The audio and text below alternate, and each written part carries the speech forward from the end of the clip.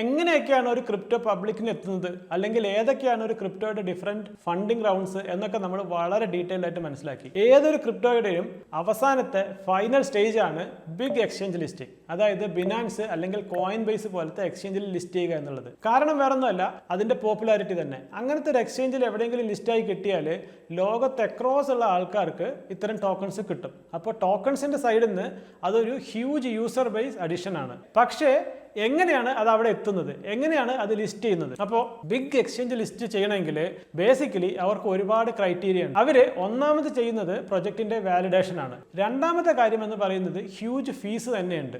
അതായത് ബിനാൻസ് ഒക്കെ എടുക്കുന്നത് $50,000 മേലെയാണ് ടോക്കൺസ് ലിസ്റ്റ് ചെയ്യുന്നതിനുള്ള ബേസിക് ഫീ എന്ന് പറയുന്നത്. അത് മാത്രമല്ല, ഒരിക്കൽ ടോക്കൺ അവിടെ ലിസ്റ്റ് ചെയ്ത് കഴിഞ്ഞാൽ അതിന് നല്ല ലിക്വിഡിറ്റി ഉണ്ട്, വോള്യൂം ഉണ്ട് എന്നുള്ള കാര്യങ്ങൾ ഉറപ്പാക്കുന്നതിന് വേണ്ടി ഒരു മാർക്കറ്റ് മേക്കേഴ്സിനെയും കൂടി ബിഗ് എക്സ്ചേഞ്ചുകൾ ഈ ടോക്കണുമായിട്ട് എൻഗേജ് ചെയ്യിപ്പിക്കും. അപ്പോൾ അങ്ങനെ ഒരുപാട് പ്രോസസ്സുകൾ കഴിഞ്ഞ ശേഷം മാത്രമേ ഈ ടോക്കൺസ് ബിഗ് എക്സ്ചേഞ്ചിൽ ലിസ്റ്റ് ആവുകയുള്ളൂ.